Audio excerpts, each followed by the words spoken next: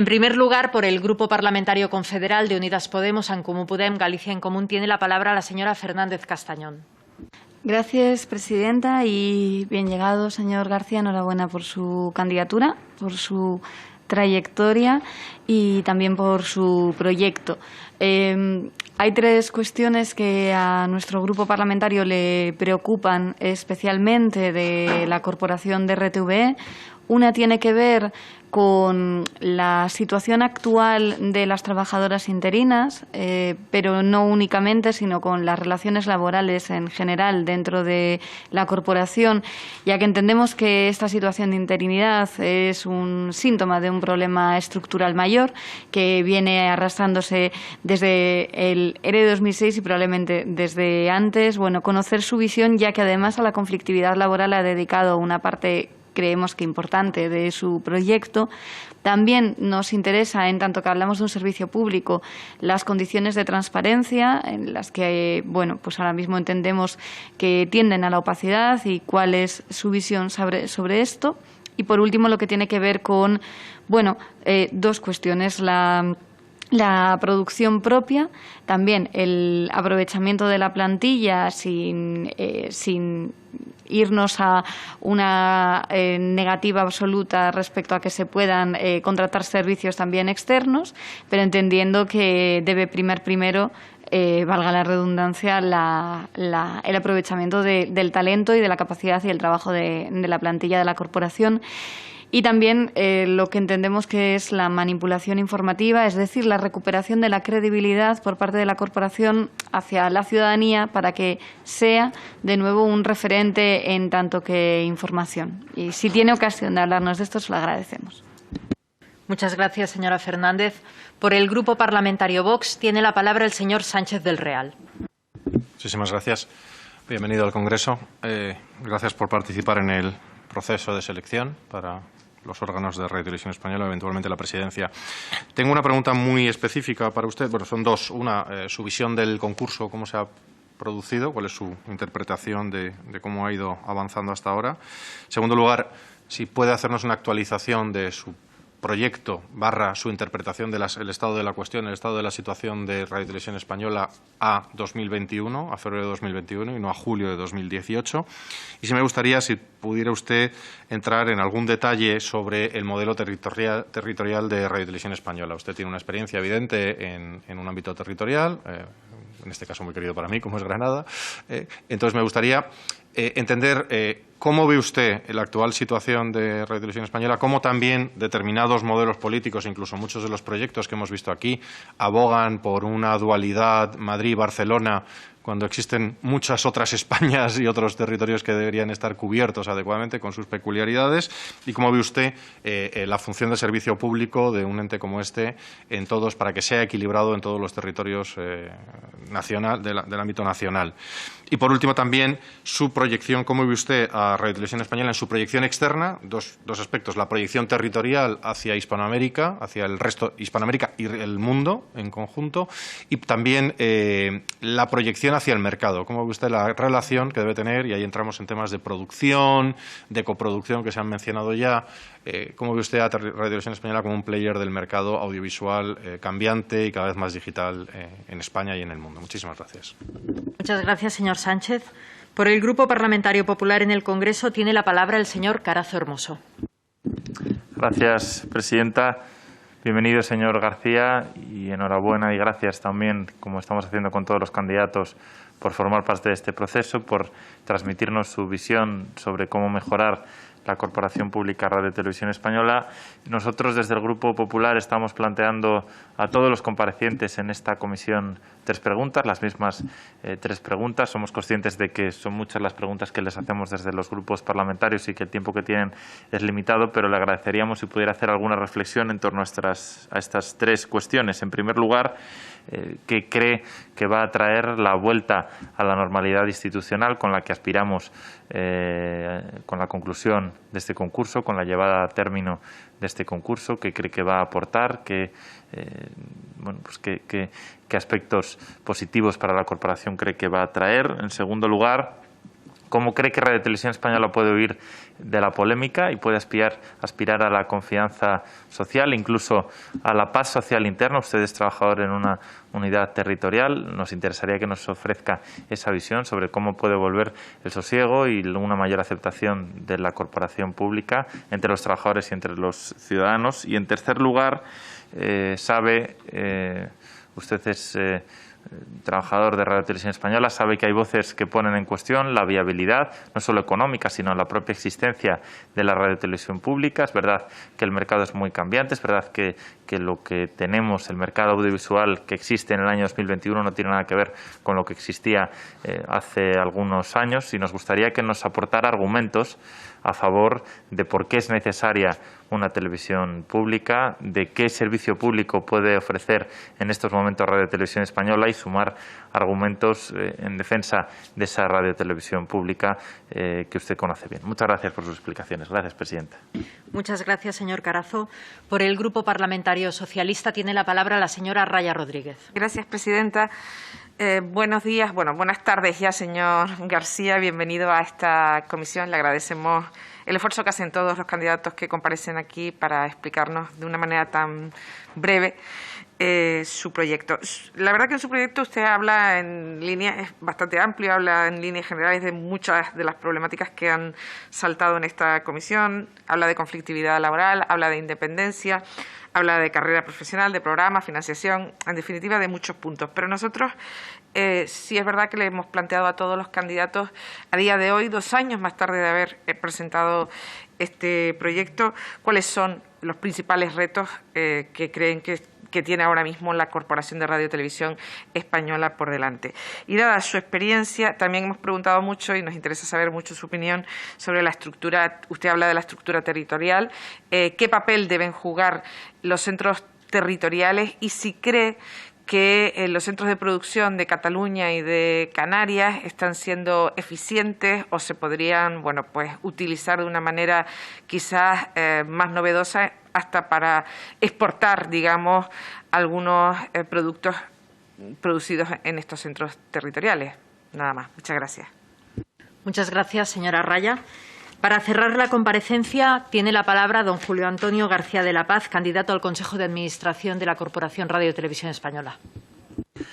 Muchas gracias, presidenta. Señoras y señores diputados, es un honor estar aquí en esta comisión del Congreso como consecuencia de este concurso de Radio y Televisión Española para elegir al Consejo de Administración. Yo, antes que nada, lo que sí quiero comentarles, aparte de lo que ustedes ya saben, mi profesionalidad, llevo 35 años, camino de 36 en la empresa. Yo tengo una formación adicional que es licenciatura en farmacia y licenciatura en Derecho. Eso es algo que, curiosamente, en todo este tiempo en mi empresa no se ha tenido en cuenta. Yo diría que no lo sabe nadie. Creo que no está anotado en ningún departamento. Puede que sí, pero nunca ha salido. Y gracias a este concurso al Consejo de Administración, pues yo puedo también facilitar y demostrar que no solamente soy un profesional cualificado, sino que, por mi trayectoria, sino que también tengo una formación, algo que considero fundamental y es una cosa que querré decir al final en relación a las candidaturas, a los candidatos que nos presentamos a este concurso. Radio Televisión Española.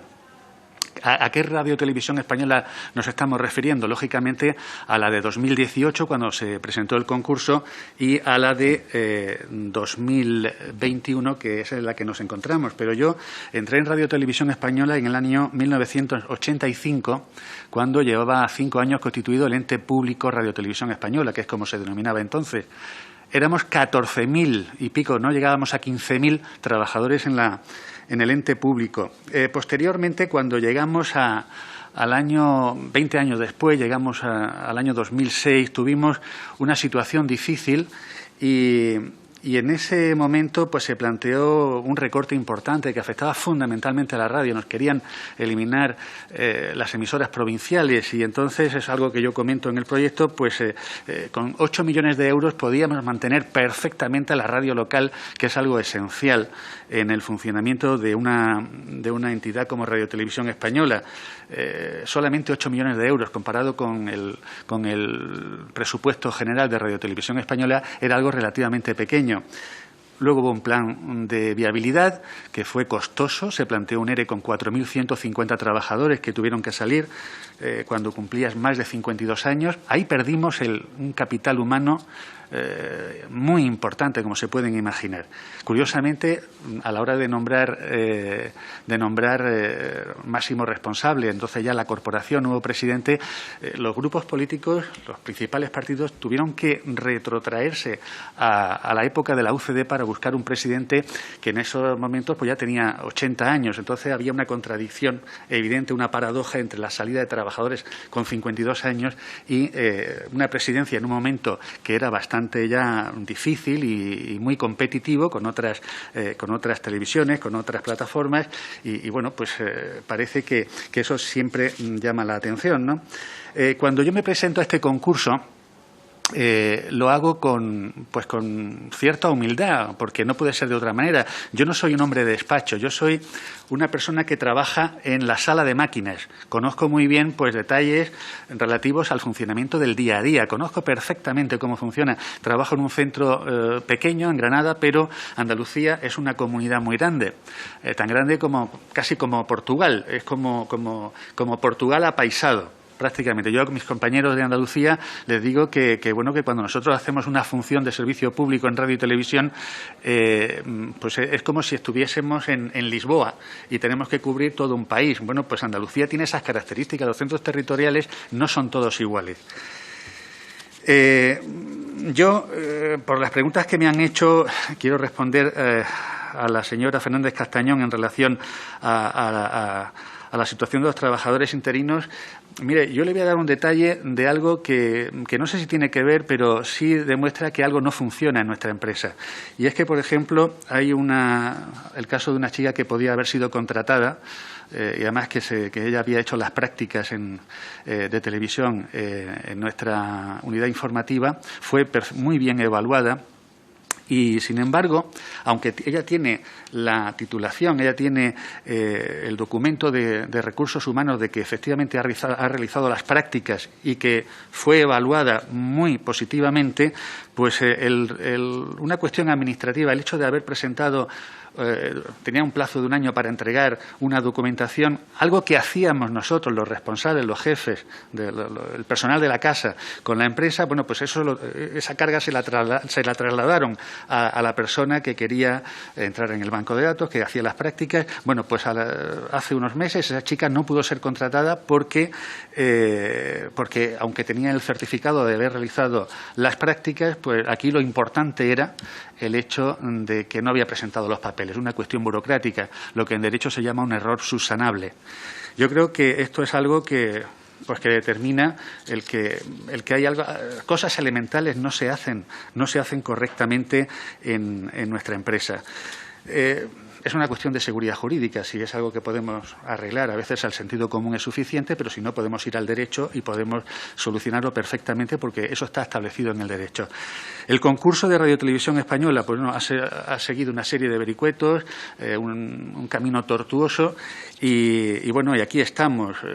Yo creo que todo lo que se haga desde una institución pública, desde un organismo público, pues debe de hacerse con una seguridad jurídica. Tiene que hacerse cualquier propuesta pues a través del correspondiente proceso para que todo vaya perfectamente encadenado y mediante el procedimiento pues que garantice pues todo lo que es la concurrencia de méritos, la igualdad, etcétera, etcétera. Ustedes tienen interés por conocer la manipulación, la independencia de Radio Televisión Española. Sin lugar a dudas, la injerencia política durante todo el tiempo que yo conozco y que estoy trabajando en Radio Televisión Española, pues ha sido manifiesta.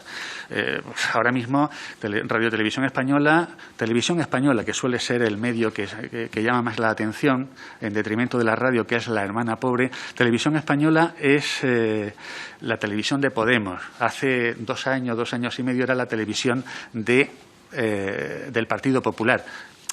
Antes era la televisión del PSOE. Es que eso, si podemos empezar a cambiarlo, que es lo que pretende este concurso, sería bueno. ¿Por qué?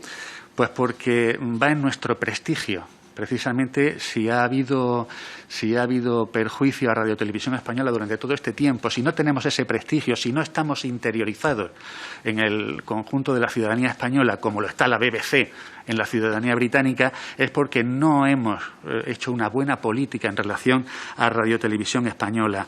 Órdenes intencionadas, personas contratadas con significación política, pero la independencia, ustedes tienen interés por la independencia. Miren, yo escribí un correo electrónico a Begoña Alegría, jefa de informativos de Televisión Española, cuando recibió críticas por haber entrevistado en Televisión Española al portavoz de EH Bildu, Arnaldo Otegi.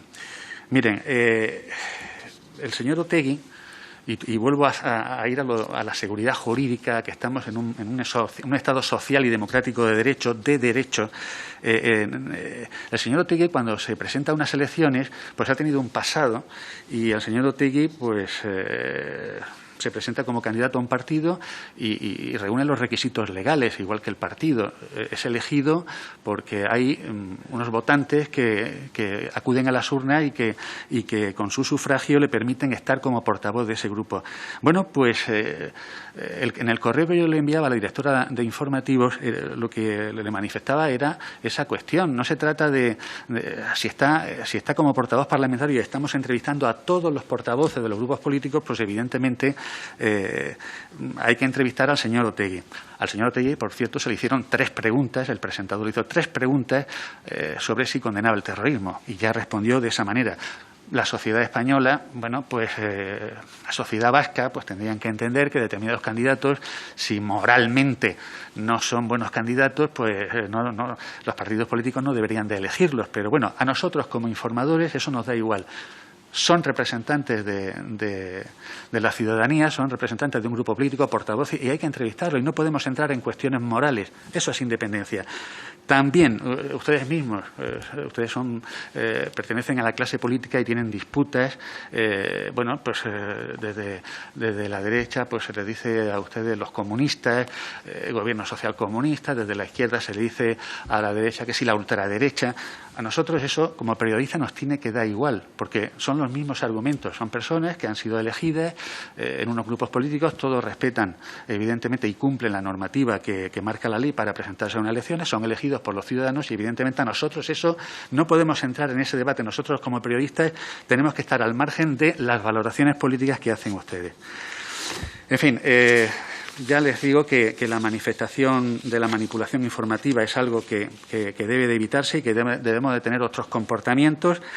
También, a la hora de hacer información, es muy importante que el periodismo está realizado por personas, la subjetividad está detrás de nuestra actuación profesional y bueno, pues a la hora de hacer una información, que es la experiencia que yo tengo, pues tenemos que contextualizar la noticia. No puede ser que de pronto una persona que trabaja en un programa de Televisión Española pues se vaya a un pueblo de una provincia a entrevistar a una persona que está muy, muy alarmada, una mujer que estaba muy alarmada porque va a salir de la cárcel, va a salir porque ha conseguido el 3er grado la persona que intentó matarla. Vamos a ver, yo le preguntaba a esa, bueno, vas a ir, pero ¿para qué? Para hacer una entrevista, que es que, claro, está muy nerviosa, muy preocupada. Bueno, imagino que se va a contextualizar la noticia, la información. Se va a decir en un momento determinado que esta persona pues fue denunciada, fue enjuiciada, fue condenada y estaba en prisión, y ahora, como consecuencia de tener un comportamiento adecuado y según marca la legislación penitenciaria española, pues ahora va a salir a la calle. No vayamos a dar la impresión con esta información de que los jueces españoles están volviendo locos y están poniendo en la calle a los delincuentes y sobre todo a los que son más peligrosos. En fin, todo esto también es algo que tenemos que tener muy en cuenta en el día a día. En cuanto al prestigio de Radio Televisión Española, bueno, pues nosotros somos 6.500 trabajadores y, como digo, hemos ido disminuyendo la población a lo largo de los años. Nada más que la BBC en servicios informativos tiene a 6.000 trabajadores en información, solo en información. ¿Qué es lo que tenemos que hacer? Pues, de alguna manera, lo que tenemos que hacer, evidentemente, ser competitivos, tenemos que tener pues una presidencia que comparezca periódicamente ante el Congreso de los Diputados para dar cuenta del trabajo que se está haciendo en nuestra empresa. Debemos de jugar con las mismas herramientas que las demás cadenas y que los demás operadores. Debemos de mantener la confidencialidad de los contratos y hacer una gestión encomendada sin sin descubrir nuestras cartas antes de tiempo, porque para eso ya vendrá la presidencia de la corporación a dar cuentas. Yo, en cuanto al prestigio de Radio Televisión Española y los centros territoriales, nosotros tenemos una estructura que está vertebrada en el Estado, es la vertebración del Estado. La televisión de los españoles y las españolas, la radio pública, pues evidentemente tiene que ser un servicio público con independencia, respeta el principio de pluralidad, debe de participar en ese proceso de vertebración del Estado y en ese sentido, Televisión Española cumple esa función. Recuerden cuando en la Isla del Hierro hubo un volcán subterráneo, pues el primer medio que apareció fue Radio Televisión Española, tanto radio como en tele. Estamos perfectamente repartidos en la estructura territorial de España. Y en cuanto a la radio, ya he mencionado Perdone, antes. señor García de la Paz, es para indicarle que lleva usted 13 minutos. 13 minutos. Si puede ir terminando, sí. Se lo agradecemos. En fin, gracias. Termino ya, Presidenta, gracias. En 1980, como dije antes, se constituyó Radio Televisión Española como ente público. Entonces, el director general era Fernando Castedo y al frente de las tres sociedades que estaban en el ente público se encontraban Ramón Colón en Televisión Española, Eduardo Sotillos en Radio Nacional de España y Juan Fernández Lozano en Radio Cadena Española. Yo tuve la suerte de trabajar con Juan Fernández Lozano durante 7 años y les puedo asegurar que este es otro de los motivos por el cual me he presentado a este concurso. Él me decía cuando se iba a jubilar que se encontraba en perfectas condiciones para seguir trabajando en un consejo de administración. En un consejo de administración, por ejemplo, que es el órgano donde pueden llegar las personas que atesoran experiencia y profesionalidad. Entonces, cuando se presentó este concurso en 2018, yo consideré que era el momento de rememorar a mi maestro y de presentarme, porque precisamente por 4 años no pude prejubilarme en 2008, pero les puedo asegurar que desde entonces hasta el día de hoy he atesorado mi mayor y mejor experiencia y es cuando profesionalmente me encuentro más a gusto. Por eso antes he dicho que lamentaba mucho la pérdida de capital humano en 2008 cuando hicimos el ERE. Y bueno, para terminar quisiera decirles que este concurso pues me ha permitido estar aquí ante el Congreso de los Diputados, ante el órgano que representa la soberanía popular y, por lo tanto, decirles que me he sentido muy a gusto al tener esta oportunidad de comparecer ante todos ustedes, por lo tanto, les doy las gracias. Muchísimas gracias, señor García de la Paz. Nosotros también agradecemos su comparecencia y todas las explicaciones que ha considerado compartir con esta comisión parlamentaria. Muchísimas gracias.